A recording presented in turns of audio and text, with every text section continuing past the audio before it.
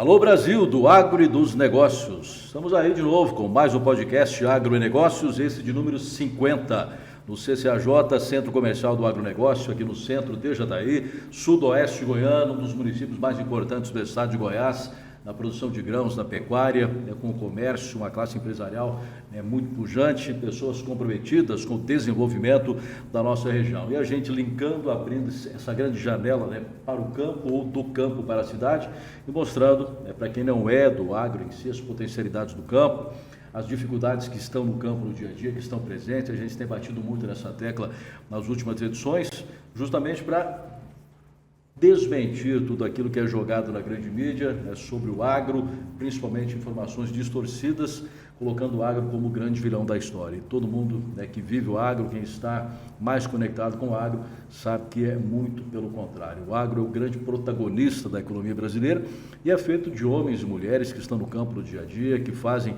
desse negócio a sua grande paixão de vida, geram emprego, geram renda e estão aí no dia a dia ajudando na sustentação da nossa economia. E também os profissionais que prestam todo o suporte ao agronegócio, a classe empresarial, os comerciantes, enfim. Esse programa aqui é para mostrar as potencialidades do nosso município, para Goiás, para o Brasil e para o mundo. E sempre com a força muito especial dos nossos parceiros que mantêm de pé essa programação, que é a Agrotécnica Buriti, o Dr. Leonardo Macchione, advogado tributarista do agro, a Brux Soluções de Energia, a Casa Carnone, a Soluflex Ferramentas, a Fênix Gerenciamento de Compras Agrícolas e o Cicobi Coprem, que é a cooperativa de crédito genuinamente jataiense. Então, você pode também trazer a sua empresa para esse podcast que é verde e amarelo, desse Brasil aqui, do Brasil que produz e que alimenta o mundo. Para nós é uma satisfação enorme ter vocês conosco aqui na programação do Agro e Negócios.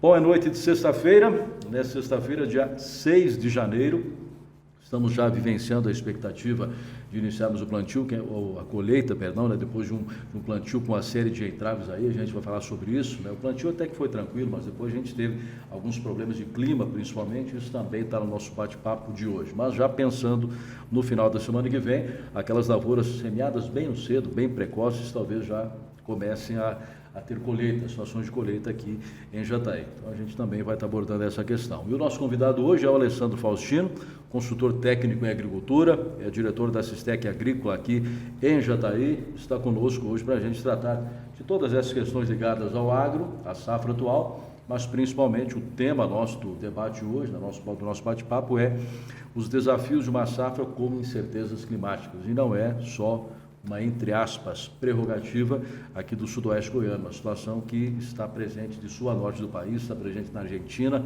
A gente vai estar se debruçando sobre esses temas aqui nessa sexta-feira. Alessandro, muito obrigado por ter aceito o nosso convite. Seja bem-vindo ao podcast Agronegócios.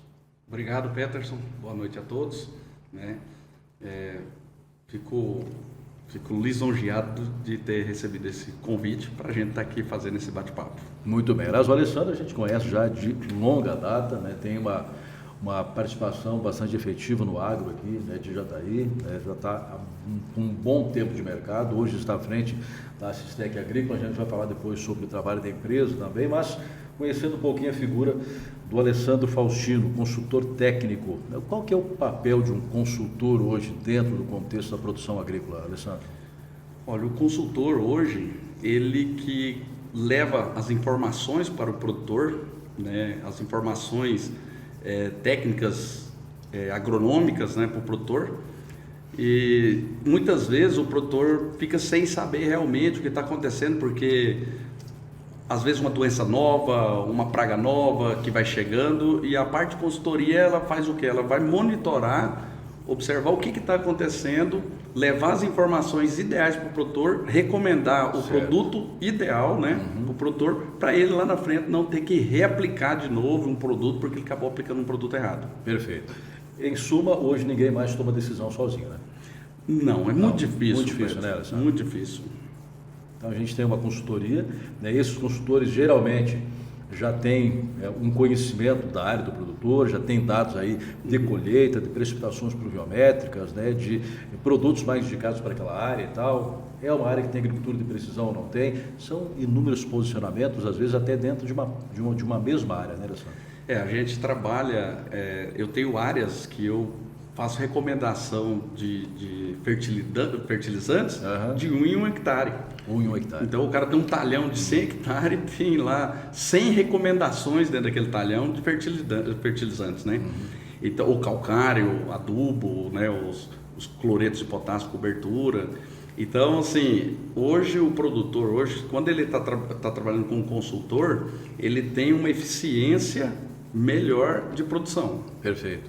Aliás, a gente fez dias atrás um programa com o Carlos e o Marne Bright lá do Laboratório Exato e voltamos no tempo um pouco, lembrando de quando iniciou-se a agricultura de precisão, começaram a pegar amostras de solo, né? Vamos imaginar que essa mesa aqui é um talhão, eu pegava uma amostra aqui, outra lá, outra aqui no meio, já está feito aí, né? A gente já conseguiu fazer um levantamento da área e a gente sabe que hoje é muito diferente disso, dependendo da região em que essa área se encontra. Numa área, vamos dizer, aí de 20, 30 hectares, ele vai ter lá umas 5 ou 6 realidades do solo, né? Um pouco de terra mais mista, uma terra mais argilosa, um pouco de cascalho, uma terra que é mais úmida e tal.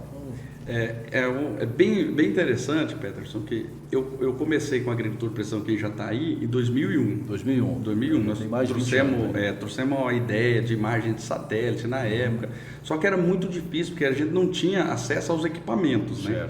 Então, quando a gente começa a fazer desse jeito, naquela época você já começava a descobrir tanto variação, né?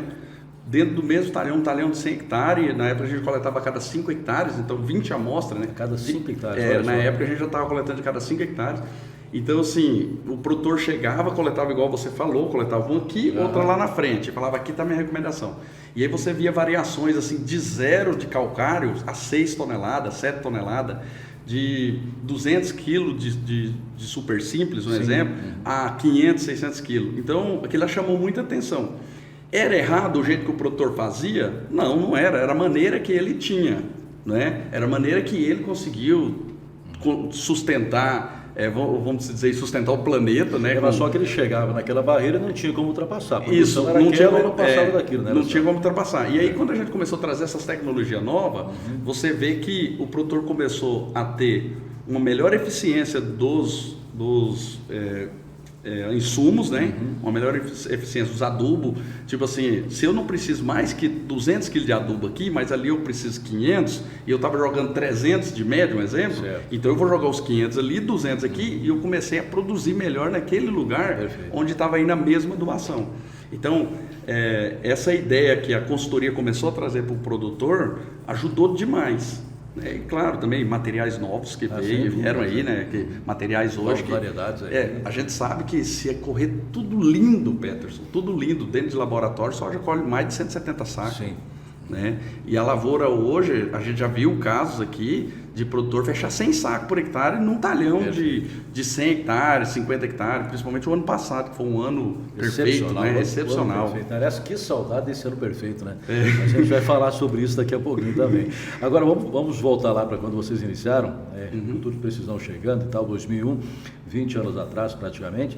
Quais eram as deficiências mais encontradas aí? Fósforo e tal, o que era mais pobre, vamos assim dizer? O que a gente observava mais, Peterson, o fósforo, porque solo de cerrado, ele fixa muito fósforo, né? Então a gente encontrava mais. Mas o que a gente bateu mais na tecla na época era calcário. Calcário, por quê? Porque a gente começou a observar que quanto mais jogava calcário, mais a soja produzia.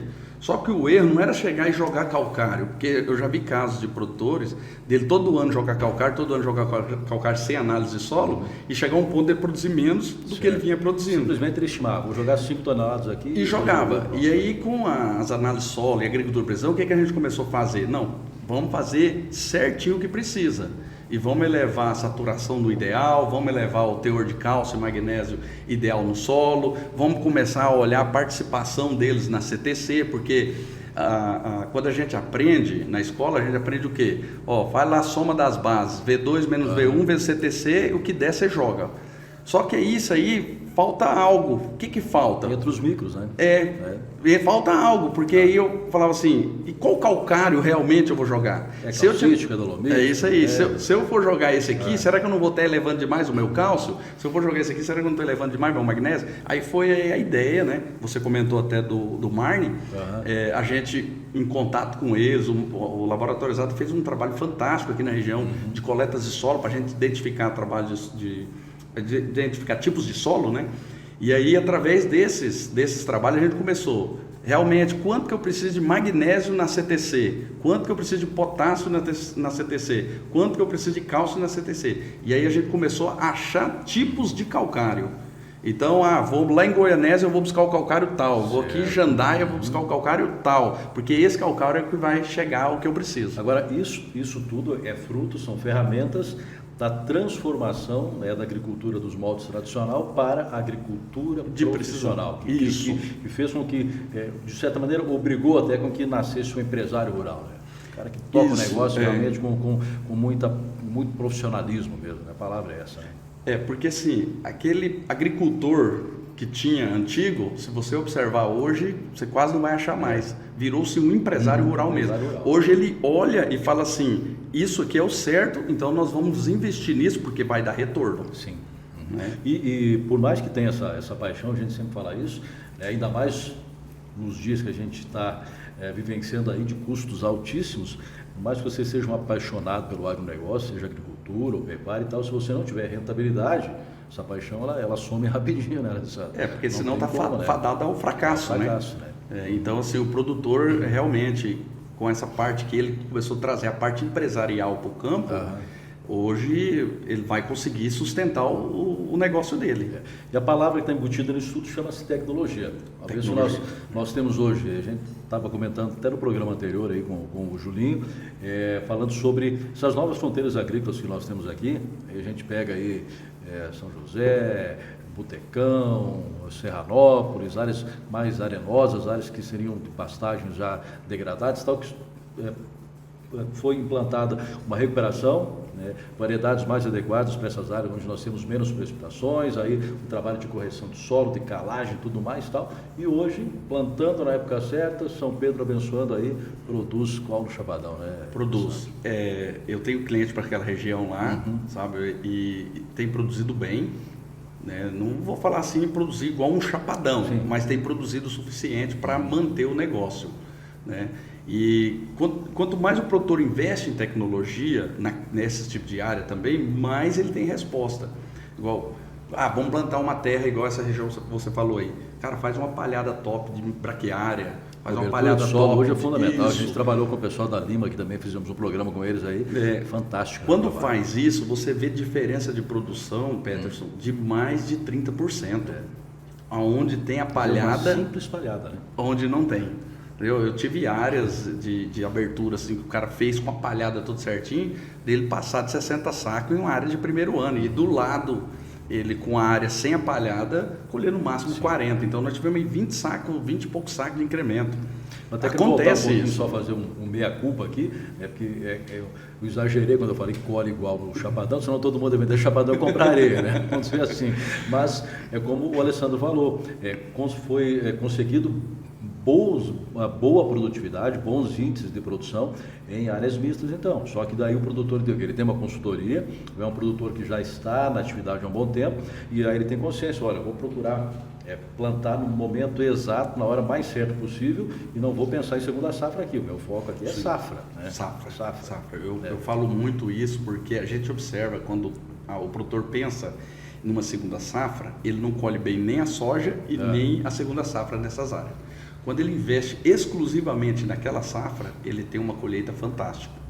Fantástica mesmo. A colheita. Que é o principal, né?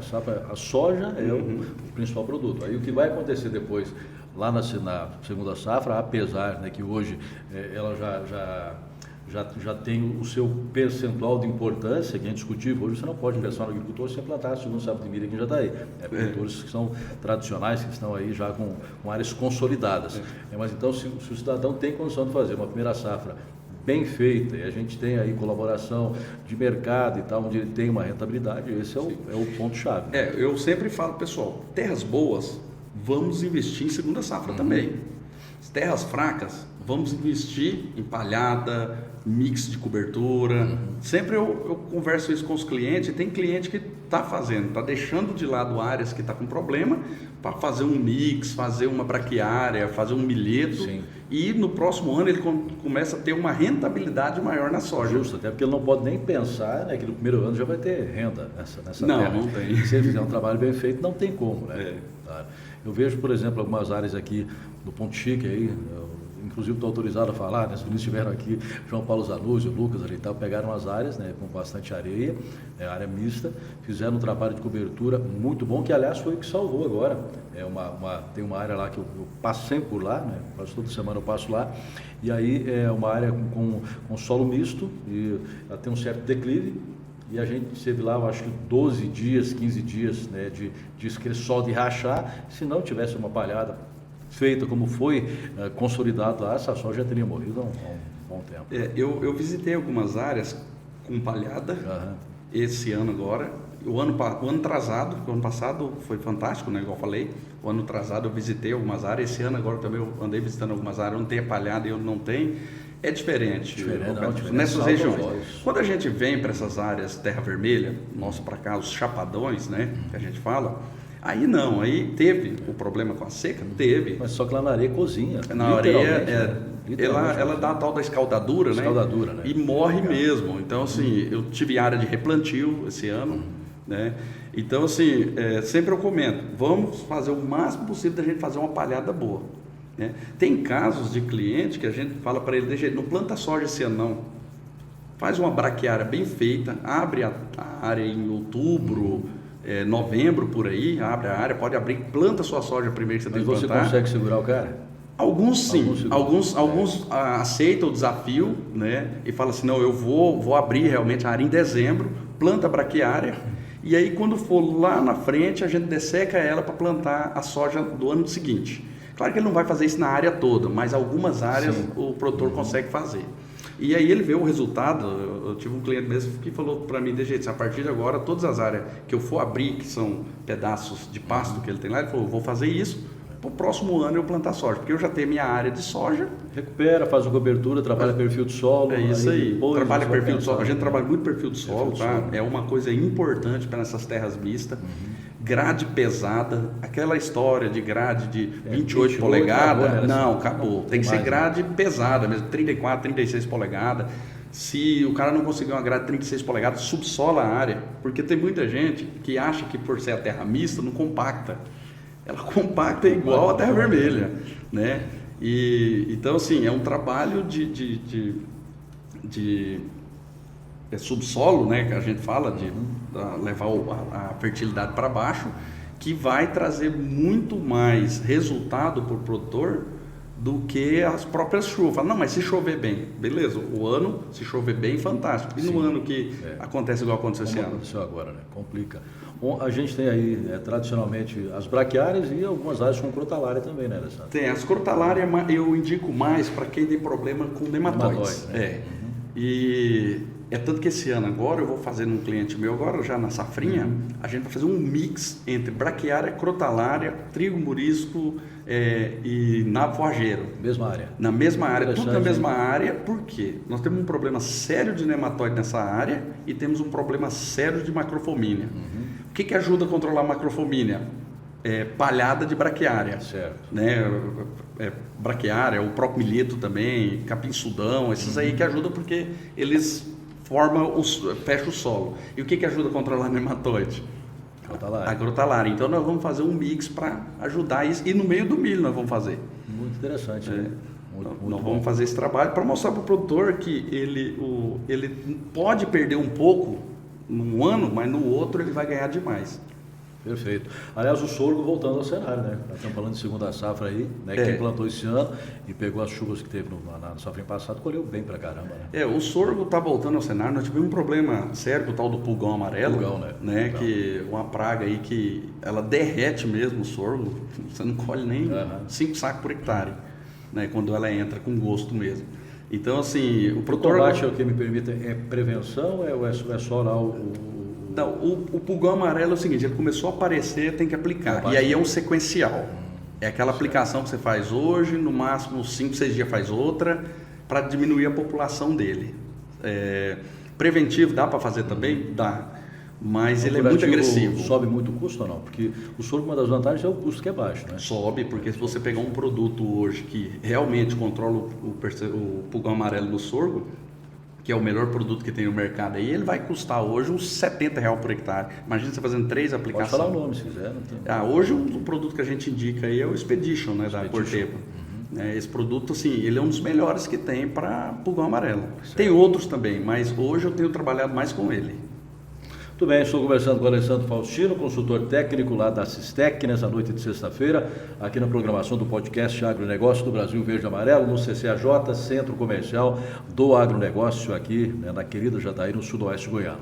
O agronegócio move a economia, né, do nosso país, e com um modelo inovador de acesso ao mercado, a Fênix faz parte desse desenvolvimento, desse movimento, com a maior e mais estruturada força de gerenciamento de compras agrícolas do Brasil, presente em 135 municípios, com 6 unidades aí nos estados de Goiás, Tocantins, também Mato Grosso, 18 anos de mercado, né, atuando inclusive na compra de seguros, na captação de crédito. Conheça mais a Fênix, gerenciamento de compras agrícolas, acessando o site fenixempresas.com.br. Casa Carlone também está conosco, são 55 anos de mercado, trazendo inovação e tecnologia para você ter um melhor no seu mercado, no seu açougue, no seu bar, ter itens de refrigeração ideais também, né, para a sua casa, a sua fazenda e demais itens e utensílios que o amigo empresário necessitar. A Casa Carlone é representante Estil para Jataí região, está aqui na Goiás, pertinho do CCAJ, telefone 3631-6040. E a Agrotécnica Buriti é sinônimo de inovação e tecnologia, serviço no agronegócio da região. São mais de 33 anos de parceria com os agricultores e agricultoras, alinhando tradição, comprometimento e honestidade na prestação de serviço, buscando sempre excelência no atendimento, com foco no sucesso do cliente. Uma ampla oferta, né, com um grande portfólio, que oferece as melhores soluções para a sua lavoura. Siga a nossa página, @Agrotécnica Buriti no Instagram, e se conecte com a inovação. Inclusive tem um convite amanhã, sábado, o primeiro dia de campo de uma série de 4, né, inovação e sustentabilidade, safra soja 22-23, do Grupo Buriti. O primeiro evento amanhã no sítio Sandri, na Estrada Velha de Capone, no Osvino, no Fábio Sandri. O convite então aí do Márcio, do Julinho, do Nelsinho e toda a equipe da Agrotécnica Buriti. E são também conosco aí o Dr. Leonardo Macchione, é claro, né, 960, advogado tributarista do Agro, a Soluflex Soluções de Energia, o Cicobi Coprem, Cooperativa de Crédito, genuinamente jataense, e a própria Agrotécnica Buriti.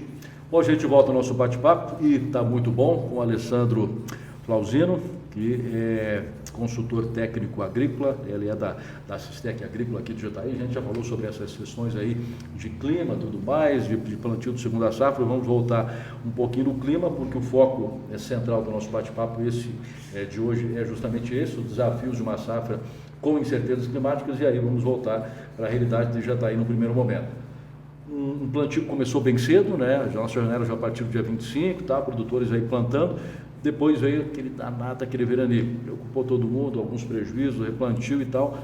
Primeira chuva que retornou, chuva de granizo, que a gente tinha muito tempo que não via, numa área grande aí, uma lavoura, né? 2 ou 3 lavouras aí, que trouxe prejuízo enorme para produtores. Quer dizer, já logo de saída, Alessandro, são 2 fatores aí que pesam, né, nessa safra 22-23, né?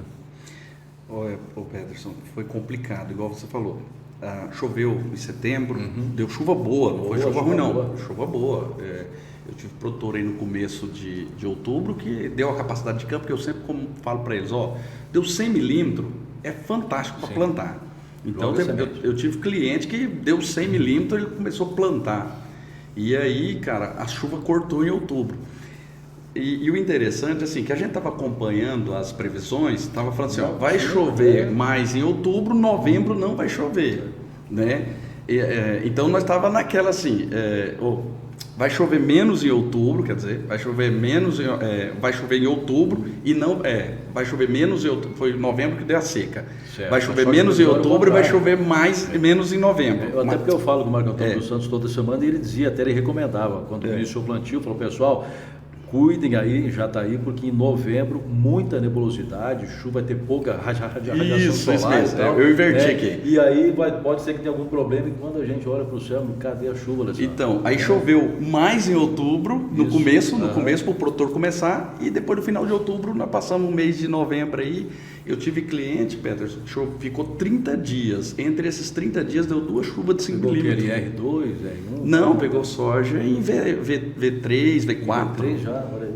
Soja V3, V4 e não choveu. Agora 2 chuvas de 5 milímetros, o que é isso? Então assim, e é interessante, Peterson, que assim, esse cliente mesmo que eu estou falando, ele planta do lado de cá do rio, São Tomé, e do lado de lá do rio. Sim. Do lado de cá do rio choveu, do lado de lá não chovia. Foi interessante. Então assim, ontem mesmo nós estávamos visitando a área dele, você vê que a soja está mais amarrada de um lado do rio e do outro lado a soja cor mais linda. Então nós tivemos chuvas, né, localizadas, não foi igual está agora, né, que agora está generalizado, né, mas tivemos chuvas localizadas. Qual foi o problema com isso? Se você observar as variedades de soja, pelo que a gente está observando em relação ao o ciclo dela, os estádios dela, você vai observar que ela atrasou em 10 dias. Então, soja que a gente estava acostumado com seus 35 dias, está em V6, que é normal, V6, R1, que é o normal para nós aqui, que as nossas sojas são indeterminadas, né? Não estava. Estava em V4. E esse atraso vai redundar numa perda de produtividade lá na frente, Alessandro? É um pouco difícil de dizer, né, Peterson, porque assim... Tem poder de recuperação. Tem, né? Poder de recuperação, porque a soja é fantástica, entendeu? Eu não acredito que a gente colha igual colheu o ano passado, mas eu acredito que a gente vai ter uma produção, não uma quebra de produção. Eu acredito que nós vamos ter uma produção igual a dos outros anos. Alguns estão fazendo aí uma cobertura para dar uma agilizada e tal. O que a gente fez muito esse ano foi aplicar hormônios para destravar a soja. A gente teve que fazer. Trocando em miúdos, o que seria isso? Hormônios para destravar a soja? Tem hormônios no mercado, né, citocinina, giberelina, auxina, que a gente usa esses produtos que contêm esse tipo de hormônio. Para quê? Para a gente destravar ela, para ela aguentar o estresse, né? Então, nós fizemos esse ano, usamos bastante e você vê a diferença, aonde usou... São foliares? São foliares, né? Onde a gente usou aminoácidos, produtos que a gente consegue fazer a soja dar aquele, né, produtos à base de nitrogênio, para dar aquela destravada na soja. Nós fizemos isso e teve resultado. Teve áreas que eu tive que usar, porque o hormônio é interessante dentro da planta. Tá? Eu não vim aqui para ficar falando sobre tipos de produto, mas só para você entender. Porque assim, se ela crescer demais, o hormônio faz ela entender que ela tem que diminuir, os entrinóis. Se ela estiver travada, ele faz ela entender que ela tem que... né? Então teve uma seca, joga para destravar. Joga para destravar, na realidade tem que jogar antes da seca, né? Antes da seca. Tem muitos produtos. E já tem outros produtos que você pode jogar que são precursores. Esses ajudam a planta a produzir o hormônio para destravar. Então esse ano nós tivemos que fazer muito isso, né? No começo nós tivemos esse problema aí da seca, sojas travadas, atrasando o ciclo dela, né? Igual eu falei, soja que era para nós já estar em R1, ainda estava em V3, V4. E agora nós estamos tendo um problema, porque como está chovendo demais, o que está acontecendo? Está tendo um aumento de mofo branco que fazia tempo que a gente não via um aumento desse. A gente via assim, o mofo branco. Eu tenho um talhão lá que sempre teve mofo branco. Aí o ano passado, com aquele clima do jeito que estava, você encontrava lá 5%, 3%. Esse ano eu andei uma área ontem que chega a ter 60%. Aí você olha assim, é uma área que a gente não estava esperando, passou por todo esse tempo seco. Depois que a soja fechou, que está lá fechada, começa a aparecer o mofo branco. E está aparecendo. E como que você controla o mofo branco? Oídio demais. Está aparecendo demais. Aí eu falo, como que você controla o mofo branco numa soja fechada se o produto tem que atingir ele? Pois é. Aí é complicado. E eleva custo também, tem outra coisa. Eleva custo, uma aplicação que não é eficiente, de repente requer uma segunda. Requer uma segunda. Então, assim, aí eu conversando com um especialista, ele falou assim, infelizmente, você passou por um clima seco e todo mundo achava que não ia dar mofo branco. porque o clima seco, plantas abertas, sol é o melhor remédio para mofo branco, né? O melhor curativo, né? Aí de repente começa a chover, essa soja viçou de uma vez. Aí ele falou, como você sabe que a soja essa área já tem esse problema, o ano que vem você vai ter que fazer um trabalho nessa área. E tem que fazer um trabalho bem feito. Então esse ano, com essas incertezas climáticas, o produtor está tendo que, vamos dizer, tem que rebolar mesmo.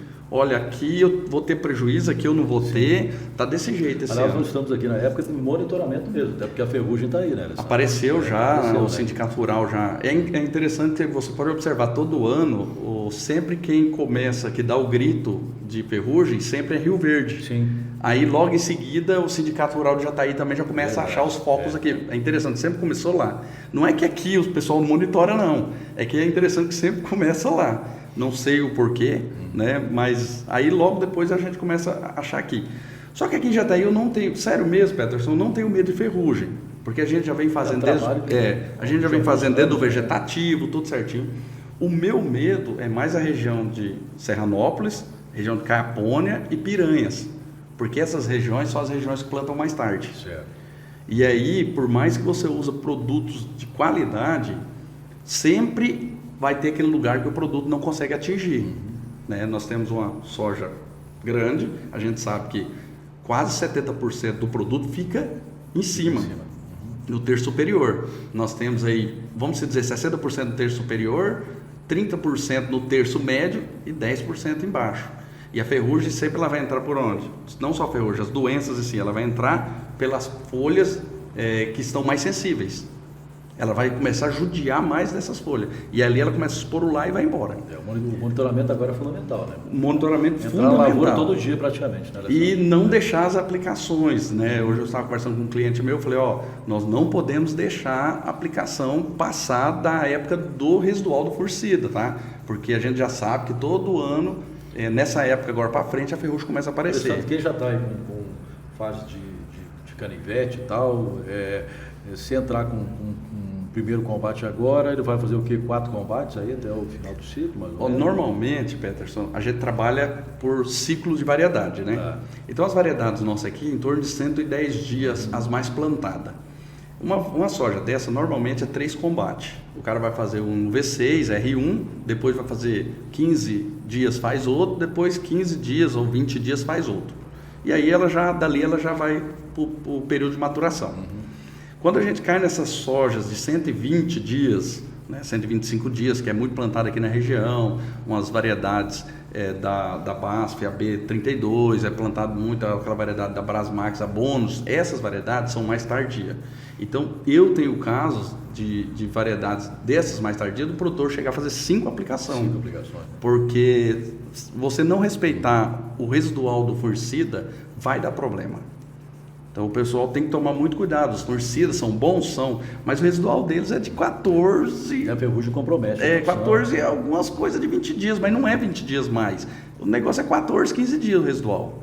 Dos melhores furicidas. Os furicidas mais antigos, de 8 a 12 dias. E aí tem a questão ainda, né, que tem que levar em conta se o tempo vai propiciar fazer esse combate aí dentro desse tempo de residual e tal, né? Então assim, olha para você ver, chuva. Né? Você liga para o produtor, e conseguiu fazer a aplicação? Cara, não consegui. Eu estou parado com o pulverizador na roça aqui porque está chovendo. Então esse ano está bem complicado mesmo, viu, Peterson? Até eu falei com o Marco Antônio na terça-feira, ele falou, o pessoal do Jataí vai começar a colher já no dia 15 aí e tal. Presta atenção na previsão da semana que vem, porque de repente vai começar a querer dessecar e lá na frente dá 5, 6 dias de chuva aí, não consegue, né? Na hora que a soja secar mesmo, não consegue entrar e aí se torna outro problema também. Um problema sério, Peterson. Eu tenho um cliente que um ano nós dessecamos, a gente chegou num acordo, ele queria plantar o milho dele mais cedo e já tinha plantado uma soja precoce. Vamos ver se a gente adianta uns 3 dias na colheita, vamos ver então. Porque eu tomo muito cuidado em relação a isso. O cara fala, eu vou dessecar para adiantar muitos dias. Não, a gente desseca para adiantar no máximo 3 dias e da qualidade de colheita. E ele dessecou a soja, cara, e emendou 2 semanas de chuva. Olha aí. Tá? Teve perda, certeza, né? Ele veio colhendo 75, 76, 75 sacos e quando emendou a chuva, ele colheu mais ou menos assim, um talhão de 200 hectares, 200 e pouco hectares, ele colheu 50 hectares colhendo isso. Quando parou a chuva, que ele voltou, não fechou 60 sacos o talhão. Foi uma perca grande mesmo, foi grande. Então o produtor tem que tomar muito cuidado com isso. E tudo indica que esse mês agora, ainda, de janeiro, fevereiro, vai ser um mês chuvoso. Então o produtor tem que olhar as previsões certinho, acompanhar, para não ter esse problema na colheita. As previsões são de chuvas, né? Chuvas quando continuarem, inclusive é um outro fator positivo, pensando já em segunda safra, que a tendência é que eles se estendam para abril, né? Acompanhando as previsões, a tendência né? E a gente sempre observou mesmo que quando dá uma seca no começo, igual a gente teve essa seca, né? Ela dá uma alongada mesmo. O ano passado nós tivemos chuvas boas demais na soja, né? Já no milho safrinha, você acompanhou algumas áreas, tivemos perda, eu tive cliente de abandonar 150 hectares que não deu uma espiga de milho. Entendeu? Porque plantou dia 10 de março e a chuva cortou. Agora você está vivendo uma outra realidade hoje também, porque, salvo engano, a Citec também está em Piranhas, né? Piranhas é uma região bem diferente. Uma região totalmente diferente, inclusive tem produtores de Jataí, né, que plantam lá, e aqui é aquela velha história, a gente volta alguns anos e ninguém imaginava que nós teríamos lavouras, né, em Piranhas, grande área agrícola já plantada em município de Gaiapone, né? Então são novas realidades que os produtores estão vivendo agora. São novas fronteiras, né? O produtor que planta em Jataí e vai plantar em Piranhas, se ele tiver a mesma ideia de Jataí em Piranhas, ele não consegue. Qual que é a grande característica lá? Piranhas é o Vale do Araguaia, a gente fala, é a região do Vale do Araguaia. Planta-se mais tarde, né? Dá safrinha em Piranhas? Algumas áreas, Peterson. Algumas áreas da safrinha. Qual é a altitude lá, certo? Varia. Lá eu tenho áreas de cliente lá que vai de 380 baixo, né? a 915 metros. Olha isso. Por quê? Porque Piranhas tem a região da serra em cima e embaixo, né? Então tem que tomar muito cuidado. E mesmo assim a região da serra em cima, que é 900 metros, não é igual Jataí. Mesmo assim, esse ano foi bem interessante. Esse ano choveu bem cedo lá. Eu tive cliente que abriu plantio final de outubro. Final de outubro. Geralmente a segunda quinzena de novembro. Sempre foi depois do dia 10 de novembro, as melhores áreas com as melhores produções. Tá? Quem abria mais cedo colhia um pouco menos e quem planta mais tarde colhe um pouco menos. E isso é interessante, Peterson, porque esse ano, como não só lá, aqui também eu tive áreas plantadas dentro do mês de novembro, nós já fizemos vários trabalhos aqui mostrando que as melhores produções nossas aqui é depois do dia 10 de outubro. Até o dia 25 de outubro são as melhores produções. Quando a gente vai entrando no mês de novembro, eu vi alguns trabalhos de especialistas mostrando que a partir desse período que nós temos aqui, você começa a perder até 0,3 sacos de soja por dia. Então, ou seja, se eu entrei em novembro plantando, e eu levei 10 dias plantando, provavelmente eu vou perder 3 sacos por hectare de soja. Agora, se a gente voltar também no tempo, quando não tínhamos toda essa tecnologia, o regime de chuvas parece que era um pouquinho diferente também, né? Quem plantava soja aí há 25, 20 anos atrás e tal, era bem mais tarde do que agora. O plantio começava lá de outubro. Quando eu cheguei aqui no Goiás, eu cheguei em 97 no Goiás. Eu lembro que em Chapadão do Céu a gente plantava soja dia 20, 25 de outubro. De outubro, né? É 20, 25 de outubro. Quase que um mês. Né? Isso. Quando eu cheguei em Jataí, eu assustei. Porque Jataí já plantava soja mais cedo um pouco. Plantava mais cedo porque Jataí já tinha safrinha. Porque eu lembro quando eu cheguei aqui em 2000, devo até aquela cercóspora, que muita gente levou um prejuízo violento, porque não tinha-se o costume de usar fungicida em milho, porque plantava o milho, que o milho produzia, isso, né? Era safrinha, né? Hoje a gente já trabalha com 2 safras, nós não falamos mais safrinha, Peterson. Verdade, não é mais tem produtor em Jataí que quando ele faz a soja dele, chove bem, ele colhe mais de 150, 160 sacos de milho safrinha. Isso é normal. É a média da região? Não é a média. Porque tem áreas que você colhe 160 sacos, tem áreas dentro da própria fazenda que você vai colher 80 sacos.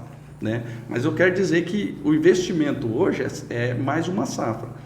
E esse ano está complicado, porque com essa seca do cedo, tudo indica que a soja vai atrasar. Tá? Eu estou com soja que teoricamente era para a gente colher agora, final de janeiro. Certo. Né? Tá? Sojas plantadas no cedo, final de janeiro. Eu fui lá olhar essa soja essa semana agora, a soja está começando a formar grão na cachopa. Aí eu te pergunto, uma soja de 112 dias, que está começando a formar grão na cachopa agora, você acha que eu colho ela daqui a 25 dias? Não colhe nela, sabe? Não colho, não vou colher. Eu vou colher talvez lá para o dia 10 de fevereiro. Então é o que a gente tá vendo no campo. Sojas com as folhas bonitas ainda, quando ela começa a chegando, ela vai esticando a folha. A soja ainda está com as folhas grandes, bonitas ainda. E é um ano atípico, né? Totalmente atípico. Nós tivemos aí, esse é o terceiro ano de laninha, já todo mundo falando que não teremos laninha no ano que vem, e tradicionalmente, né, um ano de laninha se produzia melhor. Né? Então a gente teve tão forte nesse ano que ele, ao invés de ajudar, ele atrapalhou. Nós estamos observando isso aí. Nós tivemos o ano retrasado uma soja tranquila, né? O ano passado excelente, fantástico, coisa que eu estou aqui há 25 anos no Goiás, nunca vi. E esse ano, é igual eu te falei, eu nunca vi o que está acontecendo nesse período que aconteceu desse ano. Nós ter realmente em novembro, final de outubro, novembro, uma seca tão violenta dessa. São as incertezas do agro. Por isso que a gente sempre fala aqui que uma das missões nossas aqui de criar esse programa é mostrar as realidades, né, do campo, que o produtor enfrenta aí no dia a dia. Então, o cara colheu esse ano e todo mundo pensa, nossa, a agricultura é um mar de rosas, né? Os caras estão puxando dinheiro a rodo aí e tal. Aí não vê que tem um custo de produção altíssimo, que tem um arrendamento que é alto e isso e tal. Né? E você mesmo falando, as incertezas aí, ó, nós pegamos um adubo que quase triplicou de preço, né? Custo altíssimo esse ano, altíssimo. Diesel, frete. Tudo altíssimo. Esse ano o preço foi o calcário, Alessandro. Né? Calcário, então assim, foi tudo coisa de louco. Adubo que nós comprávamos por 1.500 a tonelada, nós pagamos 4.000 esse ano. Então assim, foi coisa de louco. Então, o produtor, ele tem que ter raça, viu, Peterson? Tem que ter muita garra para continuar. O produtor é um grande herói, né? É um herói, porque assim, ó, eu sempre falo para os clientes meus, cara, agricultor é uma loteria a céu aberto. Porque você joga e não sabe se você vai ganhar. Justamente. Né? Então, é uma loteria. Mas você tem que jogar. Todo ano você tem que jogar. Não tem como você ficar de fora. Não tem como, tem que jogar. Não tem como você ficar de fora. E as incertezas, elas são enormes, é claro. E aí nós temos alguns fatores que podem contribuir para que a gente tenha uma rentabilidade um pouco melhor, porque ninguém sabe o que vai acontecer com a soja, questão de preço e tal, logo ali na frente. Mas aí nós temos o quê? Cenário econômico, né, e político brasileiro que joga de maneira negativa. Porém, temos um dólar, pode fazer com que essa cotação melhore. A gente tem uma outra situação que é uma super safra, mesmo não sendo aquela previsão inicial de 155 e tal, mas deverá ser acima de 140 milhões de toneladas. Mas aí tem outro probleminha também que já entra, né, com relação à redução. O sul do Brasil está enfrentando problema, o Rio Grande do Sul já com quase 40 municípios em estado de emergência, e aí quando vai para a Argentina, os irmãos lá estão penando já, né? Porque a região de Córdoba vai estar com os principais produtores, com perdas consideráveis, já de milhões de toneladas aí a previsão, e fevereiro, março também com muito pouca chuva por lá. Então pode ser que seja um fator de equilíbrio aí, pode ser que a gente tenha uma remuneração melhor que o produtor está vendo agora. Né? E os hermanos ainda estão tendo um problema político maior do que o nosso, né? Então, assim, é uma incerteza violenta em relação a esse ano da agricultura, né?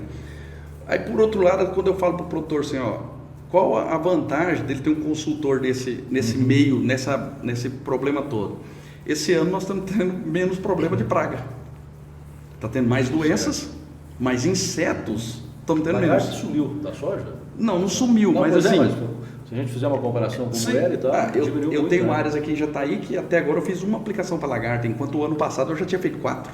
Espodóptera, as tecnologias é normal, elas ir perdendo, né, a eficiência. Fazia tempo que a gente não via lagarta falsa medideira, né, na soja. Esse ano a gente já está encontrando, mas as espodópteras são as que mais atacam. Por que elas mais atacam? Porque a gente planta soja que não controla espodóptera, que é a soja BT que nós temos, agora está saindo as novas tecnologias, né? A BT que nós temos não controla a lagarta e a gente faz um milho safrinha. Certo. E aí o milho safrinha que nós temos hoje, a tecnologia que nós temos hoje, muitas delas já foi quebrada. Nós temos tecnologia que está segurando muito bem ainda, né? Nós não sabemos esse ano agora. E temos tecnologia que não segura mais nada. Você tem alguma notícia aí de alguma lavoura de soja convencional na região ou não? Não, eu acho que não, né, Alessandro? Tem produtor que planta, tá? Mas eu não fui visitar. Então, até eu conversando com o pessoal da Caramuru, tem lavoura sim aqui, lavoura, sim. mas eu não fui visitar. Eu não fui visitar nenhuma lavoura. Né? Teve um cliente meu que queria plantar, mas aí ele chegou na hora e falou assim: Alessandro, eu vou esperar, vamos ver como é que vai estar, porque a gente não sabe esse clima esse ano, vai que dá muita praga, e esse ano não está dando muita praga. Percevejo, cara, a gente era acostumado a aplicar desde o pós-emergente. Esse ano, 2 aplicações de percevejo até agora. Talvez até fruto dessas mudanças climáticas aí, que por um lado atrapalha, do outro lado acaba ajudando, sei lá. Sim, e nós tivemos aquela geada muito forte aqui também, né? E também ajuda a diminuir a quantidade de pragas, né? A Cistec está com aquele campo de experimento ainda lá perto? A gente está fazendo lá hoje mais variedades, né? Então eu estou lá hoje com 20 materiais de soja plantados lá naquele campo. E hoje os trabalhos de herbicida, inseticida, fungicida, eu já estou direcionando para os clientes. Certo. Porque a gente vai lá, faz dentro da área do cliente, o cliente olha, acompanha e opa, ficou legal, a gente continua. Vai ter dia de campo esse ano? Eu estou com uma parceria com o pessoal da Unigel Sementes. Certo. Né? E provavelmente nós vamos ter um tour técnico aqui em Jataí, ir em Piranhas, a ideia é fazer um dia de campo. Nesta safra aqui ainda? Nessa safra agora. Acontecer até março, senão deve acontecer as duas aí. Isso, até março sim. A ideia nossa aqui é já o mês que vem a gente já fazer esse tour técnico, que essa soja foi plantada, se eu não me engano, dia 20 de outubro, né? E março fazer lá na Piranhas, que normalmente vai ser lá para o dia 10 de março, por aí. Certo. Como é que tem sido aí a conversa com os produtores, onde entra, é claro, a segunda safra? O pessoal está pensando em plantar a área toda, já fala alguma coisa com relação à redução? O que é a ideia hoje? Claro que é meio cedo ainda, mas... O Peterson, a maioria dos clientes meu pediu para negociar 70% da área. 60%? 70%, a maioria. Alguns já falou, não, pode negociar 100%, né? Porque eu faço essa negociação para os clientes para eles ter um tempo maior para cuidar das coisas deles na lavoura, né? Porque negociação toma muito tempo, né? Aí o produtor muitas vezes não tem tempo de ficar atendendo. Não é que, até eu falo para alguns amigos da gente, não é que o produtor não gosta de vendedor na fazenda, o produtor até gosta porque traz informação. É que ele não tem tempo, depois que ele virou um empresário rural, ele não tem tempo de ficar negociando com um, negociando com outro. Então, hoje concentra em mim e eu faço essa negociação para eles, né? Mas agora, com essa chuva do jeito que está, alguns já estão falando para mim, vê se a gente faz uma reserva desses outros 30% até o final do mês, né? Mas o adubo acabou negociando para a área toda.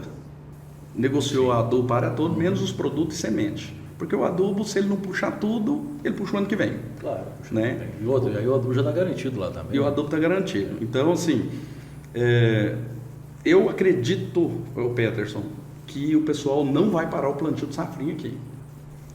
Essa, aliás, é a ideia de todo mundo com quem a gente está conversando aqui, até porque é uma tradição, né? Aí você chega lá, começou o mês de março, aí você pergunta para o mas vai plantar? A semente está aqui no barracão já, eu acho que vai chover lá em abril, eu vou jogar no chão. É isso aí. Né? Então, assim, eu acredito que vai plantar por causa dessa chuva que está dando agora. E o produtor começa a olhar, vai se estender, igual as previsões marcam chuva até em junho, maio, né? Marca algumas chuvinhas.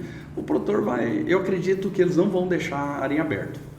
Se fosse pela minha indicação, 25 de fevereiro eu paro de plantar milho. Que seria o ideal, né? Que seria o ideal. Mas é igual você falou, a semente está lá. O cara falou, não vou deixar a semente de um ano para o outro. Né? Se pagar o custo, pelo menos eu tenho uma cobertura. O produtor fala de jeito. Então, pagando o custo desse restante, né, já fica bom. E a gente torce para uma safra cheia, né, melhor possível, porque o agro é que está movendo as demais engrenagens da nossa economia. Então, se o agro colhe bem, se o produtor vai ter uma rentabilidade boa, se vamos conseguir fazer uma segunda safra boa também, a economia não fica patinando, ela continua andando, né? O pessoal pode falar mal tanto que for do agro, Peterson. Mas só fala mal porque não tem conhecimento. É isso aí, esses coxinhas aí que não sabem nem o que é um agro, pode falar mal à vontade, mas o agro que move o Brasil.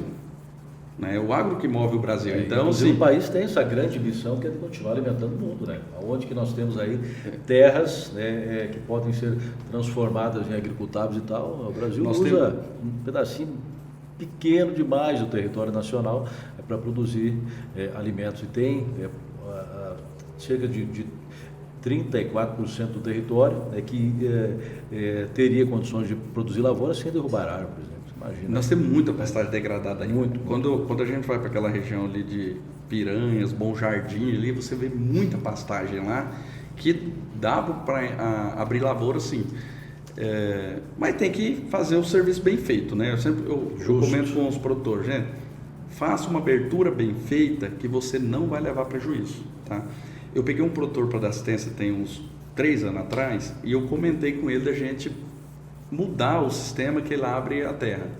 E ele mudou, Peterson. Colheu muito bem. Sabe o que ele está fazendo agora? Pegando as áreas velhas dele, ele planta na região da Piranhas, e fazendo o máximo que ele pode, um pouco parecido do que ele fez na área de abertura.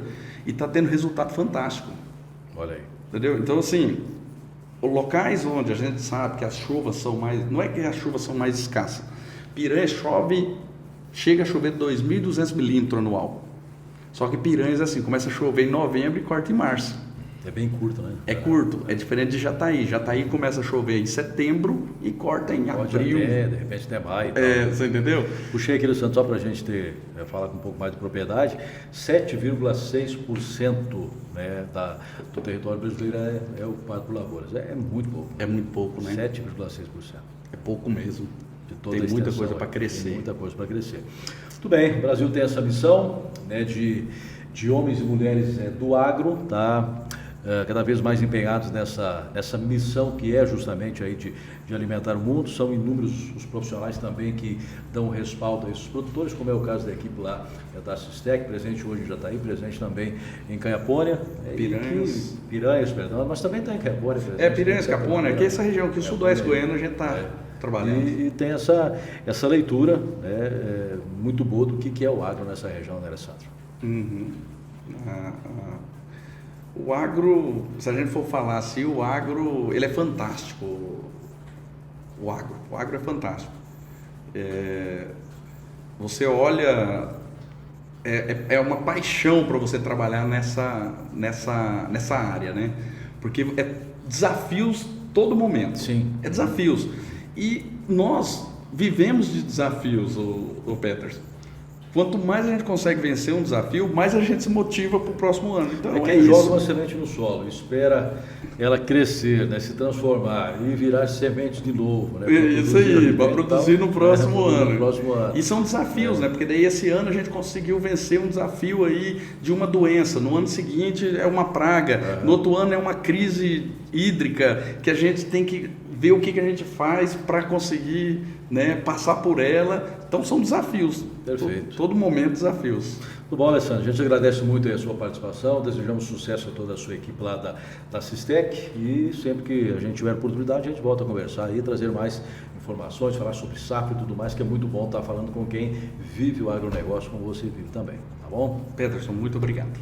Valeu, a gente vai fechando por aqui essa edição de sexta-feira, né, do podcast Agronegócios, antes, é claro, sem não agradecer os nossos patrocinadores que mantêm de pé essa nossa programação, a Agrotécnica Buriti, o Dr. Leonardo Bacchioni, as Brux Soluções de Energia, a Casa Carmone, a Soluflex Ferramentas, a Fênix Gerenciamento de Compras Agrícolas e o Cicobi Coprem, Cooperativa de Crédito genuinamente jataiense, que mantém essa programação do Brasil Verde e Amarelo, né, do agronegócio brasileiro aqui na cidade de Jataí. Estamos no CCAJ, Centro Comercial do Agronegócio. O convite para estar conosco novamente segunda, neste mesmo canal, no mesmo horário, com a força de Deus que nos abençoe e continue abençoando essa atividade que é importantíssima para todo mundo. Um abraço a todos e até a próxima oportunidade.